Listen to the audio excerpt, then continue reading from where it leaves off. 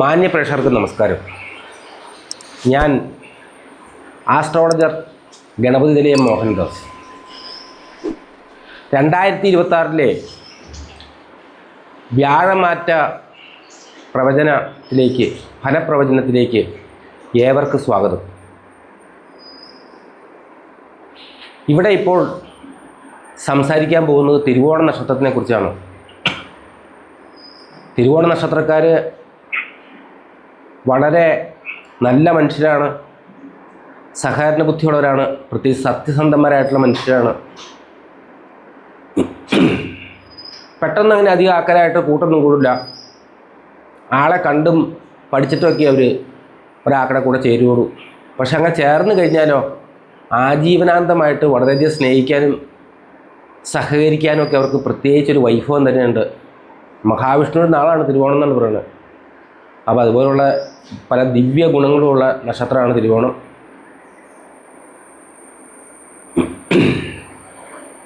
ജീവിതത്തിൽ കുറച്ച് കഷ്ടപ്പാടുകളും ദുരിതങ്ങളൊക്കെ അധികമുള്ളവരാണ്.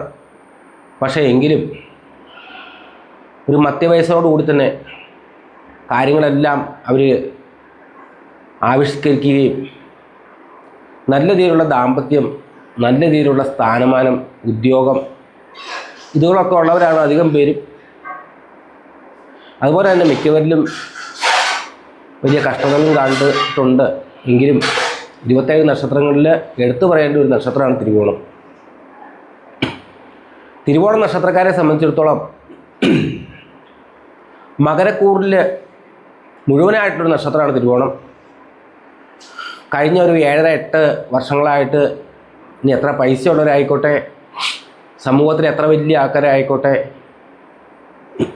പാവപ്പെട്ടവരായിക്കോട്ടെ, ആരായാലും വലിയ വലിയ കഷ്ടകാലങ്ങളിൽ കൂടെ കഴിഞ്ഞു പോയൊരു കഥയാണ് അവർക്കുള്ളത്. എന്തെന്നാൽ നീണ്ടു നിൽക്കുന്ന ഏഴരശനിക്കാലവും അതിൻ്റേതായിട്ടുള്ള കഷ്ടതകളും, മനുഷ്യജീവിതത്തിൽ തന്നെ ഏറ്റവും വളരെ ബുദ്ധിമുട്ടുള്ള മാരകമായ ഒരു സമയമാണ് ഈ ഏഴരശനി എന്ന് പറയുന്നത്. തീരെ കൊച്ചു കുട്ടികൾക്കും അങ്ങനെയുള്ളവർക്കത് അറിയില്ല. പക്ഷേ ജീവിതത്തിൽ ഉത്തരവാദിത്തങ്ങളൊക്കെ ഏറ്റെടുത്ത് തുടങ്ങി കുടുംബമൊക്കെ പുലർത്തിക്കൊണ്ട് പോരുന്ന വ്യക്തികളെ സംബന്ധിച്ചിടത്തോളം, പ്രത്യേകിച്ച് യുവാക്കളെയൊക്കെ സംബന്ധിച്ചിടത്തോളം ആ പ്രായത്തിൽ ഏഴരശനി വരിക എന്ന് വെച്ച് കഴിഞ്ഞാൽ വലിയ ദുരിതമാണ്. 2025 ജനുവരി 30 ശനിയുടെ കുംഭത്തിൽ നിന്നുള്ള രാശിമാറ്റത്തോടെ, മീനത്തിലേക്കുള്ള രാശിമാറ്റത്തോടെ അവരുടെ ഏഴരശനി ദുരിതകാലം കഴിഞ്ഞു. ആ കാലഘട്ടത്തിൽ അവർ അനുഭവിച്ച കഷ്ടപ്പാടും ദുരിതമൊക്കെ കാരണം, നമ്മളൊക്കെ ജ്യോതിഷം പ്രാക്ടീസ് ചെയ്യുന്ന ആൾക്കാരാണ്, അവരിൽ പലർക്കും അവർക്ക് പുതിയതായിട്ട് കിട്ടിയിരിക്കുന്ന ഓഫറുകളും അതേമാതിരി ജീവിത സാഹചര്യങ്ങളെ സ്വീകരിക്കാൻ പോലും മാനസികമായിട്ട് പ്രശ്നമുള്ള ആൾക്കാരും ഭയമുള്ളതൊക്കെ ആയിട്ട് കണ്ടിട്ടുണ്ട്. ഏഴരശനിക്കാലം കഴിഞ്ഞെന്നുണ്ടെങ്കിലും 6ാം ഭാഗത്ത് മിഥുനത്തിലിരിക്കുന്ന വ്യാഴം അവർ പ്രതീക്ഷിച്ചമാരുള്ള വളർച്ചയൊന്നും ഉണ്ടാക്കിയില്ല. പല നിസ്സഹായതയോടുകൂടി അവരെ മുമ്പോട്ട് കൊണ്ടുപോകുമായിരുന്നു. എന്താണെന്ന് വെച്ചിട്ടുണ്ടെങ്കിൽ മനുഷ്യൻ്റെ ജീവിതത്തിൽ നല്ല ഗുണങ്ങളുടെ, വളർച്ചയുടെ, ഉയർച്ചയുടെ, ഐശ്വര്യത്തിൻ്റെ, അഭിമാനത്തിൻ്റെ എല്ലാം ഗതിവിഗതികൾ വ്യാഴത്തിനോട് ചേർന്നാണ്. അല്ലെങ്കിൽ വ്യാഴമാണ് ഇതിൻ്റെ എല്ലാ അടിസ്ഥാനം. അപ്പോൾ ഏഴരശനിക്കാലമൊക്കെ കഴിഞ്ഞു എന്നുണ്ടെങ്കിൽ പോലും വ്യാഴത്തിൻ്റെ 6ാം ഭാഗത്തുള്ള ഗതിവിഗതികൾ മൂലം ജീവിതത്തിൽ അത്രമാത്രം വലിയ സന്തോഷമൊന്നും അനുഭവിക്കാൻ അവർക്ക് സാധിച്ചില്ല. പക്ഷേ ഈ കൊല്ലം അവരോട് പറയുകയാണ്, നിങ്ങൾക്ക് വളരെ ശുഭോദർക്കമാണ്, സത്യമാണ് ഞാൻ ഈ പറയുന്നത്, അത്രമേൽ നിങ്ങൾക്കിത് അനുഭവപ്പെടും. പല ജ്യോതിഷന്മാരും പല സമയങ്ങളിലും പലതും പറഞ്ഞ് നിങ്ങൾ കേട്ടിട്ടുണ്ടാവും. പക്ഷേ ഈ കൊല്ലം തിരുവോണക്കാരായിട്ടുള്ള, തിരുവോണ നക്ഷത്ര ജാതരായിട്ടുള്ള മകരക്കൂറുകാരോട്, പൊതുവെ മകരക്കൂറിൽപ്പെട്ട എല്ലാ നക്ഷത്രങ്ങളോടും പറയുകയാണ്, ഈ വർഷം നിങ്ങളുടെ വർഷമാണ്. നിങ്ങൾക്ക് അത്രമേൽ നിങ്ങളുടെ തളം കെട്ടിക്കൊണ്ടിരുന്ന ഒരു സ്ഥലത്തേക്ക് ഒരു ഒഴുക്കുമില്ലാതിരുന്ന ജീവിതത്തിൻ്റെ യാത്ര എല്ലാ സ്റ്റക്നെസ്സിനെയും അതിജീവിച്ചുകൊണ്ട് നിങ്ങൾക്ക് പുതിയ പ്രഭാതങ്ങളെ തരാൻ, നിങ്ങളുടെ ജീവിതത്തിൽ ഉത്തേജനവും ഉണർവും ഉന്മേഷവും നൽകിക്കൊണ്ട് നിങ്ങളുടെ മനസ്സിനെ പ്രതീക്ഷാനിർഭരമാക്കാൻ ഏറ്റവും അനുയോജ്യമായ ഒരു സമയമാണ് യൂണിവേഴ്സ് അല്ലെങ്കിൽ ഈ പ്രകൃതി നിങ്ങൾക്ക് ഒരുക്കി തരുന്നത്. 2026 ജൂൺ 2 മിഥുനത്തിൽ നിന്ന് കർക്കിടകത്തിലേക്ക് എന്ന് വെച്ചാൽ വ്യാഴം അതിൻ്റെ ഉച്ചരാശിയിലേക്ക് പ്രവേശിച്ചിരിക്കുകയാണ്. ഒരു കൊല്ലമാണ് ഒരു രാശിയിൽ വ്യാഴം നിലകൊള്ളുന്നത്. അങ്ങനെ വ്യാഴം 12 രാശി കൂടെ പോണ കഥയാണ് ഒരു വ്യാഴവട്ടം എന്ന് പറയുന്നത്. അതിൽ തന്നെ പല പല രാശികളുണ്ട്. ശത്രു രാശികളുണ്ട്, സ്വന്തം രാശിയുണ്ട്, മിത്രരാശികളുണ്ട്, ഉച്ചരാശി എന്ന് പറഞ്ഞ മാതിരി തന്നെ നീചരാശികളുണ്ട്. അതുപോലെയൊക്കെ ഉള്ള പല പല കണ്ടീഷനുണ്ട് സൗരയൂഥത്തിൽ. വ്യാഴത്തിനെ സംബന്ധിച്ചിടത്തോളം ഏറ്റവും പവർഫുൾ, ഏറ്റവും അനുഗ്രഹദായകമായ, ഏറ്റവും ശുഭദായകമായ,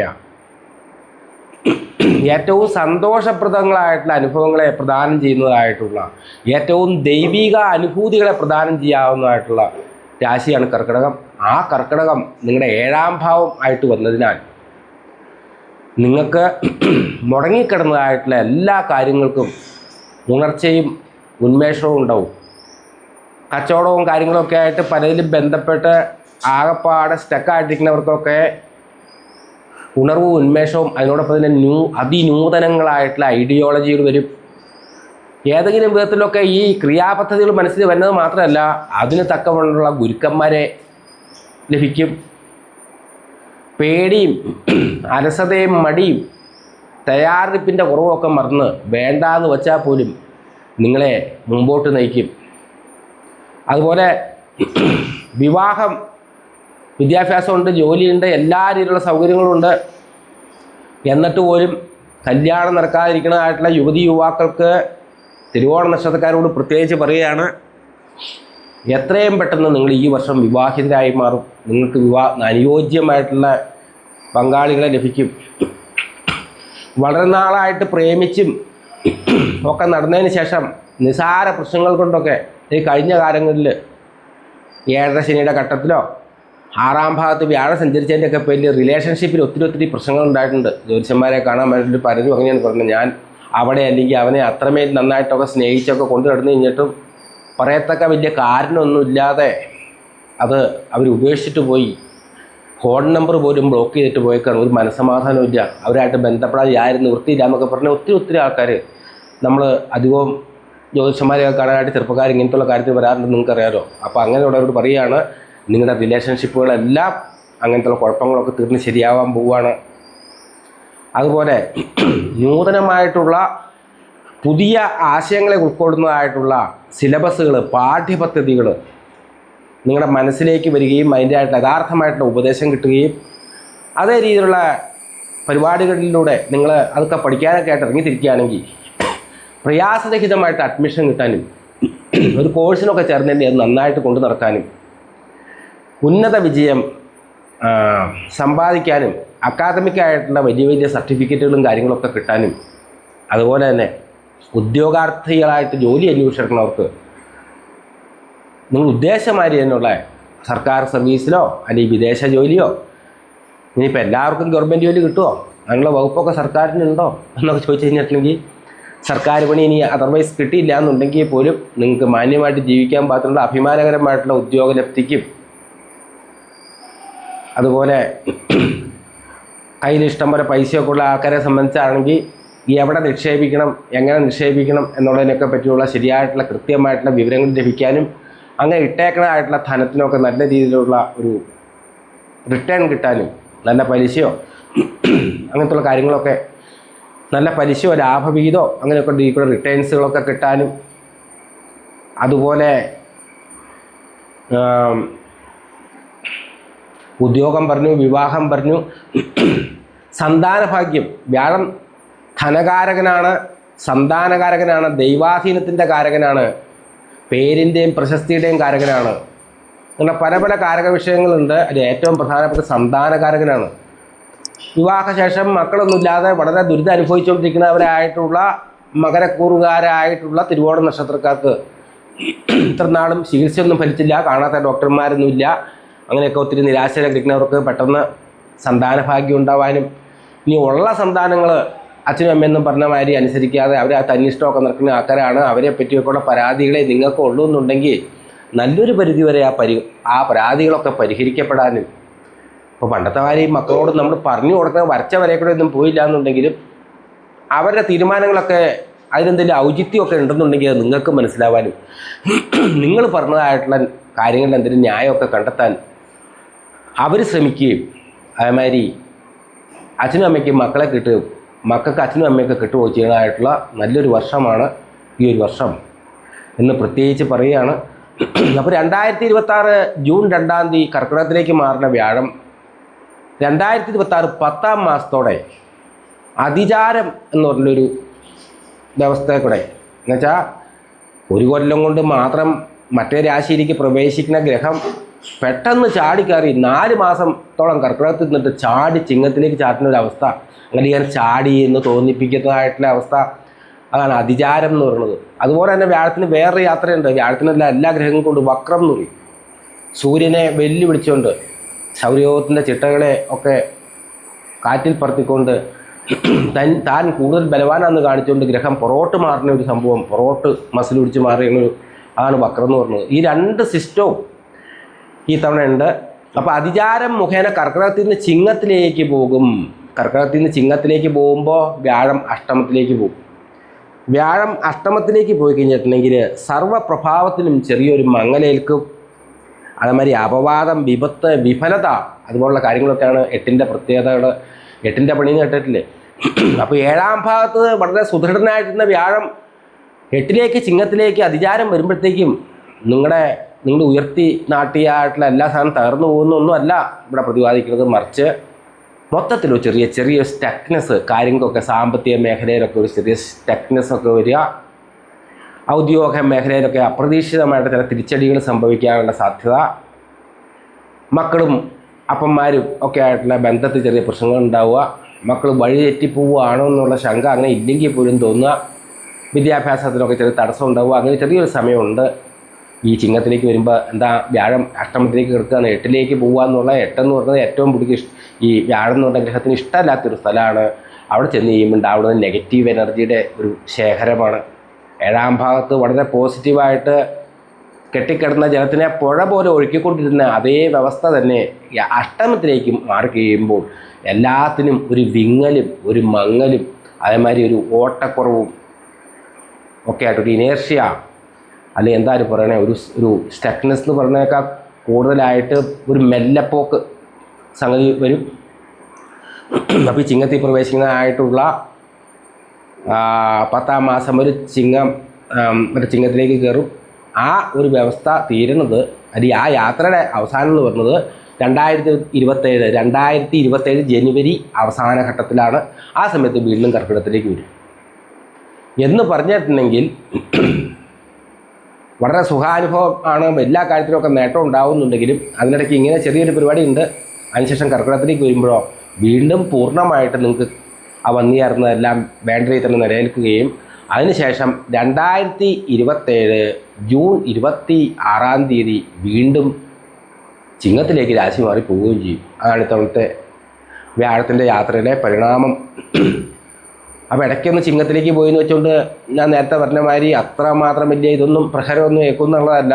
പക്ഷെ നമ്മൾ ആ സമയത്ത് ധനവിനിയോഗം, അതേമാതിരി വിവാഹബന്ധം, നമ്മൾ ആ സമയത്ത് പെട്ടെന്ന് ഒരാലോചന ചിങ്ങൻ രാശിയിലേക്ക് പോകുന്നത് വരെയുള്ള കാലഘട്ടത്തേക്കൊന്നും വരാതെ ചിങ്ങൻ രാശിയിലേക്ക് വ്യാഴം പോകുന്നതായിട്ടുള്ള 10-ാം മാസത്തിനും അതേമാതിരി ജനുവരി അവസാനത്തിനും ഇടയിലുള്ള സമയം പെട്ടെന്ന് ഒരു കല്യാണാലോചനകളോ ഒത്തിരി വരാനുള്ള സാധ്യതയുള്ളൊരു കാലമാണിത്.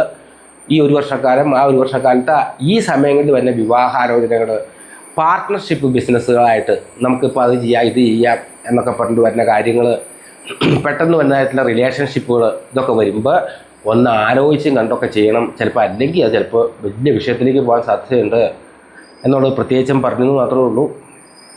അപ്പോൾ വ്യാഴം നല്ല അവസ്ഥയിലേക്ക് വന്നു, ഇടയ്ക്കൊന്ന് ചെറുതായിട്ട് വന്നു. അപ്പോൾ ഇതിന് എന്തെങ്കിലും പരിഹാരങ്ങളുണ്ടോ എന്ന് ചോദിച്ചു കഴിഞ്ഞിട്ടുണ്ടെങ്കിൽ വ്യാഴം എന്ന് പറഞ്ഞ ഗ്രഹം എന്ന് വെച്ചിട്ടുണ്ടെങ്കിൽ ആധ്യാത്മിക ഗ്രഹം എന്ന് പറഞ്ഞു. അപ്പോൾ വ്യാഴം പാവന ഹൃദയമുള്ളവനെ, അതേമാതിരി ബ്രാഹ്മണനെ സഹായിക്കൂടെന്ന് പറഞ്ഞു. ബ്രാഹ്മണൻ എന്ന് വെച്ച് കഴിഞ്ഞാലോ ജാതിപരമായിട്ടോ മതപരമായിട്ടുള്ള ബ്രാഹ്മണനല്ല കേട്ടോ, എല്ലാ ജാതിയിലും മതത്തിലും ബ്രാഹ്മണനുണ്ട്. ബ്രാഹ്മണൻ എന്ന് വെച്ചിട്ടുണ്ടെങ്കിൽ സാത്വികമായിട്ടുള്ള മനസ്സുള്ളവനും അന്വേഷണത്വരയുള്ളവനും കാര്യങ്ങളെ പഠിക്കാൻ ആഗ്രഹിക്കണവൻ, നിസ്വാർത്ഥൻ എന്നൊക്കെയുള്ള അർത്ഥമാണ് ബ്രാഹ്മണൻ എന്നുള്ള വാക്കിനോട്. അല്ലെങ്കിൽ ദൈവം എന്താണെന്നുള്ളതും ആരാന്നുള്ളതും അവനറിയാം. അതിന് ജാതി മതമൊന്നും പ്രശ്നമല്ല. എല്ലാ ജാതിയിലും മതത്തിലും ദൈവമുണ്ട് എന്ന് വെച്ചാൽ അങ്ങനത്തെയുള്ള സത്യാന്വേഷയാണ് വ്യാഴം കൂടുതൽ സ്വീകരിക്കുന്നത്, അല്ലെങ്കിൽ ഫലവത്താവോളൂ. അപ്പോൾ ഈ ഇത്രയും വലിയൊരു സംഭവം നമ്മുടെ ജീവിതത്തിലേക്ക് വരുമ്പോൾ അതിനെ സ്വീകരിക്കാൻ പാകത്തിന് മനസ്സിനെ റെഡിയാക്കി വയ്ക്കുക എന്നുള്ളൊരു കാര്യം നമ്മൾ ചെയ്യണം. നിങ്ങൾ ഏത് മതത്തിൽ ജനിച്ചവരായാലും ജാതിയിൽ ജനിച്ചവരാണെന്നുണ്ടെങ്കിലും ഏത് വിഭാഗത്തിൽപ്പെട്ടവരാണെങ്കിലും നിങ്ങളെ കാരണവന്മാർ പഠിപ്പിച്ചിട്ടുള്ള അല്ലെങ്കിൽ നിങ്ങൾ അനുഷ്ഠിച്ച് പോരുന്നതായിട്ടുള്ള ആരാധനാക്രമം അല്ലെങ്കിൽ ദൈവിക അന്വേഷണം അല്ലെങ്കിൽ പ്രാർത്ഥന ഇത്യാദി കാര്യങ്ങൾ വളരെ ആത്മാർത്ഥമായിട്ടൊരു വഴിപാടല്ലാതെ വ്യാഴത്തിന് നല്ല സ്വാധീനം ഉണ്ടാകുമ്പോൾ കുറച്ചെങ്കിലും ഭക്തിയുള്ളവനെ പരിപൂർണ്ണ ഭക്തിയായിട്ട് അനുഭൂതി ഉണ്ടാക്കും. അല്ലെങ്കിൽ അതുപോലെ ദൈവം അവനോട് കൂടുതൽ അടുത്ത് നിൽക്കും. അപ്പം അങ്ങോട്ട് പ്രാർത്ഥന കാര്യങ്ങളൊക്കെ ആയിട്ട് വളരെ നന്നായിട്ട് മുമ്പോട്ട് പോവുക. അടുത്ത കാര്യം എന്നാന്ന് വെച്ച് കഴിഞ്ഞിട്ടുണ്ടെങ്കിൽ ഇങ്ങനെയൊക്കെ എന്താ വ്യാഴം അങ്ങനെ പറയാൻ കാരണം വെച്ചാൽ വ്യാഴം സർവേശ്വരകാരകനാണ്. എല്ലാ ഈശ്വരന്മാരുടെയും കാരകത്തുള്ളവനാണെന്നാണ് പറഞ്ഞേക്കണത്. വേദം പറഞ്ഞേക്കണത് വ്യാഴം എന്ന് പറഞ്ഞതായിട്ടുള്ള ബൃഹസ്പതി, ദേവഗുരു ബൃഹസ്പതി, ദേവന്മാരുടെ ഗുരുവായിട്ടുള്ള ബൃഹസ്പതിയാണ് വ്യാഴം. ആ വ്യാഴത്തിന് സർവേശ്വരകാരകത്വമുണ്ട്. നമ്മൾ ഭജിക്കുന്ന ഏത് ദൈവത്തിനെ ഭജിച്ചാലും ഏത് ആരാധനയുടെയും ഇതൊക്കെ കാരകത്വമുണ്ട്. ഏത് ദൈവത്തിൻ്റെ അനുഗ്രഹം ഉണ്ടെങ്കിലും വ്യാഴത്തിൻ്റെ അനുഗ്രഹം ഉണ്ടാവും. എങ്കിലും ഹിന്ദുക്കളുടെ വിശ്വാസം അനുസരിച്ച് അല്ലെങ്കിൽ ജ്യോതിഷം പറഞ്ഞത് വിഷ്ണുവിനെ ഭജിക്കാനാണ്. വിഷ്ണു സഹസ്രനാമം ജപിക്കണതോ കേൾക്കണതോ, അതേമാതിരി നമ്മുടെ അമ്പലത്തിൽ നമ്മുടെ സമീപത്തുള്ള ക്ഷേത്രത്തിൽ സപ്താഹം നടക്കുകയെന്ന് വെച്ചോ, മറ്റേ ഭാഗവത സപ്താഹമൊക്കെ നടക്കുകയാണെങ്കിൽ അങ്ങനത്തെ സ്ഥലങ്ങളിലൊക്കെ പോയി ആചാര്യന്മാരുടെ പ്രഭാഷണങ്ങളൊക്കെ കേൾക്കുക, കുറച്ച് നേരം അവിടെ ക്ഷമിച്ച് ഇരിക്കുക, അവിടെ നിന്ന് അന്നദാനമൊക്കെ കഴിക്കുക, കുടുംബസമേതമൊക്കെ അതിൽ പങ്കെടുക്കുക. അങ്ങനെയുള്ള കാര്യങ്ങളൊക്കെ വ്യാഴത്തിൻ്റെ പ്രീതിക്ക് വളരെ നല്ലതാണ്. വ്യാഴം നമ്മളെ ആവേശിക്കാൻ, വ്യാഴം നമ്മുടെ ആത്മാവിലേക്ക് ആവേശിക്കാൻ വളരെ നല്ലതാണ്. അതുപോലെ ഗുരുവായൂരോ തിരുപ്പതി പോലുള്ള വൈഷ്ണവാലയങ്ങൾ സന്ദർശിക്കുന്നത് പ്രത്യേകിച്ച് വ്യാഴാഴ്ച ദിവസമാണ് വളരെ നന്ന്. അങ്ങനെയുള്ള കാര്യങ്ങൾ ഒക്കെ വ്യാഴപ്രീതിക്ക് വളരെ നല്ലതാണ്. നാരായണ നാരായണ നാരായണ എന്നുള്ള നാരായണ മന്ത്രം നിത്യവും ശരീരമൊക്കെ ശുദ്ധിയാക്കിയതിന് ശേഷം ഒരു ഷീറ്റോ അല്ലെങ്കിൽ പായോ എന്തെങ്കിലും വിരിച്ചിരുന്ന് കിഴക്കോട്ടോ വടക്കോട്ടോ തിരിഞ്ഞിരുന്ന് പറ്റുവാണെങ്കിൽ ഒരു നിലവിളക്കൊക്കെ കത്തിച്ച് ഇരുന്ന് ഗുരുവായൂരപ്പനെ മനസ്സിലേക്ക് കൊണ്ടുവന്ന് അല്ലെങ്കിൽ മഹാവിഷ്ണുവിനെ അല്ലെങ്കിൽ ശ്രീകൃഷ്ണനെ മനസ്സിലേക്ക് കൊണ്ടുവന്ന് ഈ നാരായണ മന്ത്രം ഉരുവിടുന്നത് വളരെ നല്ലതാണ്. മഞ്ഞ വസ്ത്രങ്ങൾ, അതുമാതിരി മഞ്ഞയുടെ ഉപനിറങ്ങളായിട്ടുള്ള ക്രീമൊക്കെ പോലെയുള്ള വസ്ത്രങ്ങൾ ധരിക്കുന്നത് വ്യാഴത്തിൻ്റെ പ്രത്യേക ഇത് നമ്മളിലേക്ക് ആകർഷിക്കാൻ നല്ലതാണ്. അതേമാതിരി ജാതക പരിശോധനയ്ക്കൊക്കെ ശേഷം മഞ്ഞപ്പുഷരാഗം, യെല്ലോ സഫയർ എന്നൊരു രത്നമുണ്ട്. നമ്മുടെ ജാതകം അനുസരിച്ച് അത് ധരിക്കാമോ എന്നൊക്കെ നോക്കണം. ലഗ്നം ഏതാണ്, ലഗ്നാധിപൻ ആരാണ്, വ്യാഴം നമുക്ക് അനുകൂലമാണോ പൊതുവെ ജാതകത്തിലെ പ്രതികൂലമാണോ എന്നൊക്കെ നോക്കിയതിന് ശേഷം മഞ്ഞപ്പുഷരാഗം എന്നൊരു രത്നമുണ്ട്. ആ രത്നം നമ്മുടെ ശരീരത്തിൻ്റെ ആരോഗ്യത്തിനും അതേമാതിരി നമ്മുടെ പ്രായത്തിനൊക്കെ അനുയോജ്യമായിട്ടൊരു യൂണിറ്റ്, അത്രയും ക്യാരറ്റ് എന്ന് പറയും. അത്രയും ക്യാരറ്റ് രക്തം കൃത്യമായിട്ട് വ്യാഴാഴ്ച മേടിച്ച് മോതിരം കെട്ടിച്ച് വ്യാഴാഴ്ച ദിവസം വിഷ്ണു ക്ഷേത്രത്തിൽ പൂജിച്ച് വലത് കൈയിൻ്റെ ചൂണ്ട് വിരലിലോ അസൗകര്യമാണെങ്കിൽ മോതിര വിരലിട്ടാലും മതി. അങ്ങനെയൊക്കെ ഇടുന്നതൊക്കെ വ്യാഴപ്രീതിക്ക് വളരെ നല്ലതാണ്. അതിലൊക്കെ വളരെ ലളിതവും ഉദാത്തവും ഒരു മാർഗ്ഗം എന്ന് വെച്ചിട്ടുണ്ടെങ്കിൽ എല്ലാ ഗ്രാമത്തിലും ഉണ്ടാവും ഒരു വിഷ്ണു ക്ഷേത്രം. കൃഷ്ണൻ്റെയോ രാമൻ്റെയോ നരസിംഹത്തിൻ്റെയോ ഒക്കെ ഒരു അമ്പലം. അവിടെ പോയി വ്യാഴാഴ്ച ദിവസങ്ങളിൽ തൊഴുന്നതും ഒരു നെയ്വിളക്ക് വെക്കുന്നത് സ്വന്തം കൈ കൊണ്ട് തന്നെ കത്തിച്ച് വയ്ക്കാനുള്ള സാഹചര്യം വളരെ നല്ലത്. ഹരേ നാരായണ ഹരേ നാരായണ ഹരേ നാരായണ എന്ന് ജപിച്ചുകൊണ്ട് അല്ലെങ്കിൽ നാരായണ എന്ന് ജപിച്ചുകൊണ്ട് ഈ നെയ്വിളക്ക് വയ്ക്കുക. അതുമാതിരി 3 പ്രദക്ഷിണം വയ്ക്കുക. ഈ 3 പ്രദക്ഷിണവും വയ്ക്കുമ്പോഴും നാരായണ മന്ത്രം തന്നെ ജപിച്ചുകൊണ്ട് ചെയ്യുക. അങ്ങനെ തൊഴുതു കഴിഞ്ഞാലും ഈ പറഞ്ഞാൽ ഈ വ്യാഴത്തിൻ്റെ ആവേശം ഹൃദയത്തിലേക്കും ആത്മാവിലേക്കും പെട്ടെന്നുണ്ടാവും.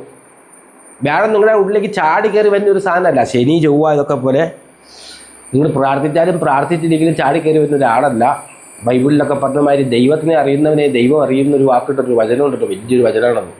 എന്ന് പറഞ്ഞതുപോലെ ദൈവത്തിനെ അറിയുന്നവനെ ദൈവം അറിയും. അപ്പോൾ വ്യാഴത്തിനെ അറിയുന്നവനെ വ്യാഴം അറിയും എന്നാണോ ഞാൻ പറഞ്ഞ അർത്ഥം വെച്ചാൽ ഒരു പരിധി വരെയൊക്കെ അങ്ങനെയാണ്. അപ്പോൾ അതിൻ്റെ പേര് ഈ വ്യാഴത്തിനെ സാംശീകരിക്കാൻ, സ്വന്തം ആത്മാവിലേക്ക് സാംശീകരിക്കാൻ നമ്മൾ പഠിക്കേണ്ടതായിട്ടുണ്ട്.